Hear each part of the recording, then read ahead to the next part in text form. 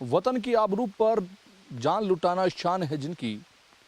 हिमालय की तरह ऊंचे इरादे हैं जिनके, ऐसे देवभूमि के वीर सपूतों की बात करें तो आज इस वक्त हम खलंगा युद्ध स्मारक पर पहुंचे हैं। और आज इस खलंगा युद्ध स्मारक की अगर हम बात करें तो उनकी वीरता की याद आती है जिन्होंने बच्चों सहित अंग्रेजों से लड़ाई लड़ी थी।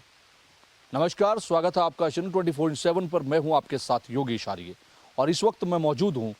नालापानी युद्ध स्मारक स्थल पर, जिसे खलंगा युद्ध स्मारक स्थल भी कहा जाता है। मेरे पीछे आप तस्वीरों में देख सकते हैं, ये स्मारक है उस बहादुरी, उस वीरता का परिणाम जिसको आज भी याद किया जाता है। और याद किया जाता है उन 600 गोरखों को जिन्होंने अपने बच्चों सहित अंग्रेजों के साथ उस लड़ाई को लड़ा जो आज इस स्मारक से याद की जाती है। उत्तराखंड के गढ़वाल मंडल में स्थित ऐतिहासिक धरोहर नालापानी युद्ध स्मारक, जी हाँ, 1814 खलंगा युद्ध जो आज भी कई अपने इतिहास में ऐसे रहस्य छुपाए बैठा है जो यहाँ पहुँचने पर उजागर होते हैं। कर्नल मोबे की ओर से आत्मविश्वास और उत्सुकता ने 24 अक्टूबर 1814 को किले पर हमला किया था और यह हमला पहला हमला था जिसमें भारी गोलाबारी के बाद गोरखा सैनिकों ने दृढ़ से लड़ाई लड़ी, निश्चय किया और दुश्मन के हमले का करारा जवाब दिया, जिसके बाद ब्रिटिश सेना ने भारी क्षति हुई। और 31 अक्टूबर 1814 को जनरल जेम्सी ने खुद सेना की कमान संभाली। बलभद्र कुंवर थापा व उनकी महिलाओं और बच्चों ने गोरखा सैनिकों के साथ मिलकर अपनी पूरी ताकत से हमला करते हुए अपनी जमीन पर मजबूती से खड़े रहे और अपने हथियारों, खुखरियों, तीरों और यहाँ तक पत्थरों के द्वारा बहादुरी से अस्त्र शस्त्र भी लड़े। इसकी नज़दीकी लड़ाई में जनरल जिलपेसी के अतिरिक्त उनके कैप्टन को मार गिराया। वह कई अन्य ब्रिटिश सैनिकों को खदेड़ दिया गया था। ब्रिटिश सैनिक हमलावरों को भारी नुकसान उठाना पड़ा था तथा एक बार फिर उन्हें युद्ध की अगर बात करें तो युद्ध किले से पीछे धकेल दिया गया था, जिससे उन्हें राहत की तलाश करने के लिए फिर से मजबूर होना पड़ा। 29 नवंबर 1814 की अगर हम बात करें तो फिर वो दिन आया जब कर्नल मावी के नेतृत्व में ब्रिटिश सेना ने खलंगा को चारों तरफ से हमला बोल दिया, परंतु बलभद्र कुमाऊनी के सहयोग से दुश्मन के हमले को विफल कर दिया। और रात्रि 29 और 30 नवंबर का वो दिन था, या ये कहा जाए कि वो रात थी जब 1814 को गोरखा सैनिक ज़्यादा संख्या में हताहत होने पर रसद की कमी महसूस करने लगे तथा एकमात्र पानी के स्रोत बंद होने से विषम परिस्थितियों में बलभद्र ने सक्षम 70 सैनिकों के साथ स्वेच्छा से खलंगा किला को छोड़ने के बाद दोबारा गांव की ओर प्रस्थान कर दिया। और ऐसे में अगर देखें तो एल्गो गोरखा युद्ध के दौरान मारे गए ब्रिटिश सेना की बात करें तो खलंगा युद्ध के दौरान गोरखों और प्रदर्शित अविश्वसनीय बहादुरी और युद्ध कौशल की उच्चतम गुणवत्ता ने ब्रिटिश अधिकारियों को इस दौरान बड़ा प्रभावित किया। और इस हद तक कि यह शायद युद्ध के इतिहास में एकमात्र उदाहरण होगा जहां एक विजयी सेना ने अपने जनरल जिलपेसी और उनके सैनिकों के स्मारक के अलावा अपने प्रतिद्वंदी बलभद्र कुंवर थापा और उनके बहादुर गोरखा सैनिकों की याद में 2 स्मारक बनवाई, जो आज भारतीय पुरातत्व सर्वेक्षण के तत्वाधान में सहस्त्रधारा रोड, देहरादून में स्थित है। बलभद्र कुंवर थापा तथा उनके बहादुर सैनिकों को आज भी यहाँ पहुंचकर लोग कोटि कोटि नमन करते हैं, भावभीनी श्रद्धांजलि अर्पित करते हैं। और आज अगर हम देखें तो सेना के अंदर भी गोरखा रेजिमेंट इस बात की याद दिलाती है कि उस दौरान जो युद्ध लड़ा गया, आज सबसे अगर घातक टुकड़ी मानी जाती है तो वो कहीं ना कहीं गोरखा टुकड़ी को माना जाता है। और निश्चित तौर पर आज अगर हम यहाँ की बात करें तो यहाँ पर भी जिस तरह से ये स्मारक बनवाया गया था, उस स्मारक में खुखरियाँ हों, हथियार हों, तीरों हों, उनको जो है दिखाया गया है, प्रदर्शित किया गया है। और आज यहाँ पर पहुँचकर लोग नमन करते हैं। 15 अगस्त हो या 26 जनवरी, ये 2 मौके जब भी आते हैं तब यहाँ पर लोगों की भावभीनी श्रद्धांजलि देखने को मिलती है। आज भी स्वतंत्रता दिवस के 80वें मौके पर आज पूरे देश में जहां हर्षोल्लास का दिन है, जहां हर्षोल्लास के साथ देश के स्वतंत्रता दिवस को मनाया जा रहा है, राजधानी के तमाम बड़े प्रमुख ऐसे स्थानों पर तिरंगा फहराया जा रहा है, प्रमुख स्थानों पर तिरंगे को फहराकर उन वीर सपूतों को याद किया जा रहा है। आज वहां हम ऐसी जगह पर पहुंचे जहां खलंगा युद्ध आज भी याद किया जाता है, यानी कि वो टुकड़ी जिन्होंने अपने बच्चों के साथ मिलकर अंग्रेजों को वो युद्ध दिखाया जिसके बाद उनको मजबूर होना पड़ा कि जीत के बाद भी प्रतिद्वंदियों के लिए भी स्मारक बनाना पड़ा। यानी कि अगर हम बात करें उस दौर की, तो उस दौर में हारने वालों को जीतने वाला कभी इस तरह का इनाम नहीं दिया करता था, लेकिन प्रभावित इतने हुए कि उनके नाम पर यहाँ स्मारक बनाना काम की उनके द्वारा किया गया। और आज चाहे देश की राजधानी दिल्ली से फहरने वाला तिरंगा हो या फिर नाला पानी युद्ध स्मारक पर फहरने वाला तिरंगा, हर जगह हर एक नई वीर सपूतों की कहानी को याद किया जाता है। इस वक्त मैं उसी खलंगा स्मारक पर मौजूद हूँ जहाँ आज भी उस दौर को याद किया जाता है, 1814 का वो दौर जहाँ महिलाएं बच्चे युद्ध लड़े और उन्होंने उस युद्ध को भले ही जीता ना हो, लेकिन आज भी उस युद्ध को याद करते वक्त अंग्रेजों के इस स्मारक को याद किया जाता है कि उन्होंने उनकी बहादुरी को देखते हुए इस स्मारक को बनवाया था। मेरे पीछे आप देख रहे हैं इस स्मारक पर खुखरियाँ मौजूद हैं, तीर मौजूद हैं और वो सब कुछ मौजूद यहाँ पर किया गया है जिससे याद हो कि आखिरकार महिलाओं का योगदान कितना था, बच्चों का योगदान कितना था। और जब लड़ाई अंग्रेजों से लड़ी गई तो निश्चित तौर पर इस देश को आज़ाद कराने के लिए क्या कुछ उन्होंने खोया था, क्या कुछ उन्होंने पाया था। और आज जब भी इस स्मारक पर लोग पहुंचते हैं तो उनकी आंखें उस दौर को याद करते हुए नम हो जाती हैं, क्योंकि किसी भी अगर दौर की हम बात करें तो उस दौर में सबसे कठिन होता है एक युद्ध को लड़ना। युद्ध के लिए तमाम चीज़ें चाहिए होती हैं, लेकिन अंग्रेजों के पास वो सब था, लेकिन महिलाओं के पास सिर्फ खुखरियाँ थी, हौसला था, बच्चे थे और उस अदम्य साहस के साथ उन्होंने वो लड़ाई लड़ी जिसके बाद भले ही परास्त होना पड़ा, भले ही अंग्रेजों से वो जीत नहीं पाए, लेकिन 1814 का वो युद्ध आज इस स्मारक से याद किया जाता है। ये स्मारक अपने आप में कई ऐसी धरोहर दिए हुए है कि अगर हम यहाँ पर पहुँचकर देखते हैं तो पहाड़ियों के बीच एक सुंदर रास्ता और यहाँ पहुँचते ही ये सुंदर स्मारक उन वीर गाथाओं को याद दिलाता है जिसमें महिलाओं ने भी अपना वो वीरता का परिचय दिया, जिसमें कहीं ना कहीं आने वाले वक्त में चाहे बात 50 साल की हो, चाहे 100 साल की या आने वाले और 200 साल की, हमेशा इस स्मारक पर आने वाला व्यक्ति उस गाथा को जब यहाँ जहाँ अंकित की गई है जब उसको पढ़ता है तो निश्चित तौर पर अंदर से एक देशभक्ति का अलग ही उमंग और उत्साह देखने को मिलता है। पहाड़ी के चारों ओर अगर हम देखें तो आप इस पूरे पर्वत पर अगर हम देखेंगे तो स्मारक के आसपास पेड़ हैं। आज बरसात का मौसम भी है और स्वतंत्रता दिवस का दिन भी, और चारों तरफ बरसात के बीच इस पहाड़ियों के बीच इस सुंदरता में ये खलंगा युद्ध स्मारक अपने आप में कई ऐसी बातें दोहरा रहा है जो याद करके आप भी सोचेंगे कि आखिरकार उस दौर में महिलाओं ने अपने बच्चों के साथ किस तरह से उस युद्ध को लड़ा होगा। खलंगा युद्ध स्मारक पर इस वक्त हम मौजूद हैं और यहाँ अगर स्मारक की हम बात करें तो जब स्मारक बनवाया गया था उसके बाद से अगर यहाँ की एक एक वस्तु को देखें, चाहे वो मार्बल हो, यहाँ लगाई गई ईंट हो, हर उस वस्तु पर जो है अगर ध्यान जाता है तो हर एक ईंट उस वीरता का परिचय देती है जो उस वक्त 1814 में उन महिलाओं बच्चों ने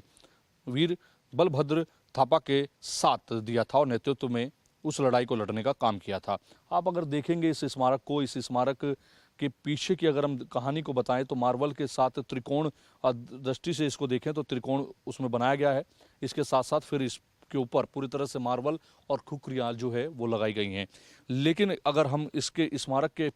आसपास के दृश्य को देखते हैं तो दृश्य अपने आप में बताता है कि कितना सुंदर और एक अच्छी धरोहर के रूप में ये हमें यहाँ मिला हुआ है। और देहरादून के सहस्त्रधारा रोड पर जब इस खलंगा स्मारक युद्ध पर के स्थल पर पहुँचते हैं तो निश्चित तौर पर यहाँ आकर के लोगों को एक अच्छी अनुभूति होती है। यहाँ पर वर्ष में एक बार मेला भी लगता है और उस मेले में लोग आते हैं, याद करते हैं कि आखिरकार वो युद्ध कैसा था, वो दौर कैसा था, वो महिलाओं के अदम्य साहस कैसा था कि अपने बच्चों के साथ वो एक बड़ी टुकड़ी बनकर युद्ध में कूदे और अंग्रेज़ों के साथ उन्होंने लड़ाई लड़ने का काम किया। जैसा कि मैंने कहा कि अंग्रेज़ों के पास सब कुछ था, तोपें थी, बंदूकें थी, लड़ाई लड़ने के तमाम संसाधन, लेकिन महिलाओं के पास उनके बच्चे, उनका साहस और खुखरियाँ, तीर, ये सब मौजूद थे। इन्हीं के बलबूते उन्होंने उस लड़ाई को इतनी वीरता से लड़ा कि अंग्रेज़ों को आखिरी में प्रतिद्वंदियों का भी स्मारक बनाना पड़ा। और इस स्मारक को इसलिए याद किया जाता है क्योंकि कोई भी जीतने वाला व्यक्ति अपने प्रतिद्वंदी को तोहफे में इस तरह के स्मारक को नहीं देता। लेकिन उस दौरान अंग्रेज इतने प्रभावित हुए कि उन्हें यहाँ स्मारक बनवाना पड़ा। और यहाँ पर प्रतिदिन अगर हम बात करें तो शाम के समय युवा पहुँचते हैं, यहाँ के स्मारक को देखते हैं और उस कहानी को याद करते हैं कि वास्तव में एक ऐसी भी दौर की कहानी है जिस वक्त महिलाओं ने अपने परिवार के साथ, बच्चों के साथ यहाँ पहुंचकर अंग्रेज़ों के साथ उस लड़ाई को लड़ने का काम किया, जिसकी वजह से आज इस खुली हवा में सांस लेने के लिए हम पूरी तरह से तत्पर हैं। क्योंकि एक दौर था जब अंग्रेज़ों के कहे अनुसार हमें काम करना होता था। उस वक्त हम उनके कहे अनुशासन और कही बातों पर चलना पड़ता था। लेकिन इस देश को आज़ाद कराने के लिए सिर्फ कई कहानियाँ ऐसी हैं जो हमने या तो किताबों में पढ़ी हैं या फिर बाज़ारों में उन दौर में पढ़ी हैं जहाँ सिर्फ उनको पढ़ाया गया है। लेकिन ऐसे युद्ध स्मारक भी मौजूद हैं जो अंग्रेज़ों ने बनवाए हैं, जो खुद इस बात को प्रूफ करते हैं कि उस दौर में क्या लड़ाई रही होगी, किस तरह की वो लड़ाई रही होगी, किस तरह से युद्ध को लड़ा गया होगा, किस तरह से अपने बच्चों को उन्होंने वीरता के दौर में, उस दौर में जब माँ बच्चे के आंचल में, अपने बच्चे को आंचल में छुपाने का काम करती है, उस वक्त उस दौर में खुखरिया देकर आगे भेजने का काम किया। और ये वास्तव में वो युद्ध एक ऐसा युद्ध लड़ा गया जिसके बाद इस युद्ध स्मारक के बाद अगर इंडियन आर्मी की हम बात करें तो उसमें सबसे और आज इंडियन आर्मी की जो घातक टुकड़ी मानी जाती है उसमें भी अगर हम देखें तो गोरखा रेजिमेंट को माना जाता है। और इस गोरखा रेजिमेंट में अगर हम देखें तो ऐसी घातक टुकड़ी होती है जो आज भी कहीं ऐसे युद्ध लड़ चुकी है जो इतिहास के पन्नों में अंकित है। यहाँ चारों अगर हम दृष्टिकोण से देखें तो अलग अलग दृश्य नज़र आते हैं और कितने अच्छे ऐसे जगह पर इसको अंग्रेज़ों द्वारा बनवाया गया था जहाँ से हम देहरादून को देख सकते हैं। देहरादून की तस्वीरें नज़र आती हैं, पीछे देहरादून है, सामने पहाड़ी है और यहाँ का रास्ता भी कोई आसान नहीं है। लेकिन यहाँ पहुँचते वक्त सब कुछ नज़र आता है कि आखिरकार कितना उस दौर का 1814 का समय रहा होगा जब वो लड़ाई को लड़ा गया, नाला पानी युद्ध जिसे कहा जाता है। अगर हम इधर अपने दूसरे दृष्टिकोण पर देखें तो ये पर्वतमाला है और इस पर्वतमाला की अगर हम बात करें तो इस पेड़ के पीछे के बीच अगर हम देखें तो पूरी तरह से पेड़ हैं, उनके बीच ये स्मारक है। इतनी जल्दी नज़र नहीं आता, लेकिन अगर आप देखेंगे तो यहाँ पर दूसरे दृष्टिकोण से देखेंगे तो पहले पैदल चलने के रास्ते के दौर में यहाँ पर वो रास्ता भी मौजूद है जहाँ से पैदल लोग इस स्मारक पर आया करते थे। नीचे करीब 2 किलोमीटर दूरी पर वो स्थल भी मौजूद है जहाँ पर प्रत्येक वर्ष मेला लगाया जाता है। तो आप ये देखिए कितनी सुंदर पहाड़ी है, उस पहाड़ी के बीच इस युद्ध स्मारक को बनाया गया है। और इसी दौर में इसी जगह पर जो है इस स्मारक को बनाने का उद्देश्य भी यही था क्योंकि ये नाला पानी युद्ध जो है इधर ही लड़ा गया था। और आप ये देख सकते हैं कि इस स्मारक को बनाने के लिए किस तरीके से, क्योंकि अगर हम देखें तो यहाँ जो ईंट हैं वो भी एक एक ईंट इस बात की गवाही देती हैं कि आखिरकार उस दौरान यहाँ पर इस स्मारक को बनाने के लिए कितनी तकलीफ़ें ज़रूर उठानी पड़ी होंगी, क्योंकि यहाँ तक सामान लाना बहुत कठिन है। नीचे से ऊपर तक आना, काफ़ी ऊंचाई पर ये स्मारक है। मार्बल यहाँ पर लगाया गया है, ऊपर पूरी तरह से जो है खुखरियाँ हैं और अन्य जो है यहाँ पर स्तर बनाया गया है। बीच में अंदर एक हॉल बनाया गया है जहाँ पर कुछ तरीके से इस जो लोग हैं वो रुक सकते हैं। कई बार ऐसा होता है कि जिस तरह से बारिश हो रही है तो लोग आते हैं तो उन्हें शरण के लिए भी यहाँ बीच में हॉल एक तरीके से बनाया गया है, उसमें भी लोग रुक सकते हैं। यहाँ पर अगर हम देखें तो पूरी तरह से पहाड़ियाँ हैं। जो यहाँ पर ध्वज हैं, ध्वज के तौर पर एक श्रृंखला है, इसमें भी कई ऐसी बातें अंकित हैं। हालांकि वो जो एक मातृभाषा होती है उस भाषा के उसमें ये सब कुछ लिखा हुआ है, लेकिन इसमें भी वही सब कुछ है जो यहाँ की कहानी को दर्शाता है। पीछे भी अगर आप देखेंगे तो इधर से आने के लिए भी रास्ता है। जहां पैदल की जिस रास्ते की बात हुआ करती थी कि पैदल के रास्ते यहाँ लोग आया करते थे और उसी रास्ते के बीच खूबसूरत वादियों के बीच से यहाँ पर आकर लोग इनको नमन करते हैं। तो यानी कि हम अगर आज स्वतंत्रता दिवस के इस अवसर पर हम उन वीरों को याद कर रहे हैं जिन्होंने इस देश के लिए कई लड़ाई लड़ी, तो इस देश को आज़ाद कराने के लिए भी कई लड़ाई अहम थी और वो लड़ाइयाँ यहाँ पर अंकित हैं। और ये जो देवभूमि है इसमें वीरों की भूमि भी इसको इसलिए कहा जाता है क्योंकि यहाँ से अधिकांश वीर जो है सेना में जाकर अपने अदम्य साहस का परिचय देते हैं, लड़ाइयाँ लड़ते हैं देश के लिए और दुश्मनों के छक्के छुड़ाने का काम करते हैं। और कहीं ना कहीं अगर हम देखें तो ये जो पीछे आप देख रहे हैं ये नज़ारा जो है अपने आप में बहुत कुछ कह रहा है, क्योंकि अगर यहाँ से हम पीछे देखेंगे तो यहाँ से सीधे तौर पर देहरादून का वो इलाका नज़र आता है जो नाला पानी युद्ध यानी कि नाला पानी का युद्ध इधर हुआ, उधर जो है देहरादून की वो पहाड़ियाँ पर स्थित देहरादून के वो आवास, वो लोगों के मकान, वो सब कुछ नज़र आता है। लेकिन वहाँ से इस स्मारक को देखने के लिए लोगों को चलकर ही आना पड़ता है क्योंकि ये पहाड़ी के बीच स्थित है। तो ये चारों तरफ से अगर हम देखें तो यहाँ पर पूरे हर एक दृष्टिकोण से बेहतर तरीके से एक एक चीज़ को संवार कर रखा गया है और यहाँ पर लोग आते हैं, मेला लगता है, याद किया जाता है। और ये याद सिर्फ उन लोगों की नहीं है कि किस तरह से उस दौरान युद्ध हुआ और इस स्मारक को बनाकर दे दिया गया, क्योंकि स्मारक एक धरोहर है और इस धरोहर को साफ सुथरा रखना, यहाँ पर आकर के उस समय को याद करना और ऐतिहासिक स्मारक जो है वो खलंगा युद्ध स्मारक है। निश्चित तौर पर आप समझिए कि कई ऐसी लड़ाई होती हैं जिनको सिर्फ आप किताबों में पढ़ते होंगे कि एक सैनिक था, उस सैनिक ने एक युद्ध में जाकर के इतनी तोपों को नष्ट किया, इतने जो पाकिस्तानी युद्ध हुए या अन्य देशों के साथ युद्ध हुए उसमें हमने इतना अदम्य साहस उस सैनिक ने दिखाया। लेकिन आप समझिए कि जब देश को आज़ाद कराने के लिए लड़ाई लड़ी जा रही थी, जब स्वतंत्रता सेनानी लगातार जो है अपने कई अनशन पर बैठ रहे थे, कई लड़ाई लड़ी जा रही थी, उस दौरान अंग्रेज़ों के साथ एक बड़ी लड़ाई, और उस वक्त की वो लड़ाई जब बड़े संसाधन नहीं हुआ करते थे, तब ऐसे संसाधनों के बीच और खुखरियों के साथ, तीरों के साथ, तोपों से लड़ना, उस वक्त बंदूकों से लड़ना कितना कठिन हुआ होगा। हालांकि वीर बलभद्र के नेतृत्व में ये लड़ाई जीती तो नहीं गई, लेकिन ऐसी लड़ाई लड़ी गई कि आज भी इस अदम्य साहस को नमन किया जाता है। आज भी उसकी हर एक बात यहाँ पर अंकित की गई है कि आखिरकार वो समय क्या था। एक बार उस कहानी को मैं आपको ज़रूर दिखाना चाहूँगा जो यहाँ पर अंकित की गई है, इंग्लिश और हिंदी दोनों ही भाषाओं में, ताकि यहाँ जो लोग आते हैं, जो लोग यहाँ के बारे में जानना चाहते हैं, जो चाहते हैं कि आखिरकार ये स्मारक क्यों बनाया गया था, उनको इसके बारे में जानकारी हो सके। बेहद महत्वपूर्ण स्मारक है और यहाँ की जानकारी भी इतनी ही महत्वपूर्ण है कि होनी चाहिए, क्योंकि उत्तराखंड के गढ़वाल मंडल में ये स्थित है और ऐतिहासिक धरोहर है नाला पानी युद्ध स्मारक, खलंगा युद्ध 1814। ये वो युद्ध जो यहाँ पर एक एक चीज़ जिसकी अंकित की गई है, जानकारी होनी चाहिए। और अगर आप देखेंगे तो यहाँ पर पूरी तरह से वो सब कुछ अंकित किया गया है कि युद्ध स्मारक खलंगा नाला पानी देहरादून के क्षेत्र में स्थित है।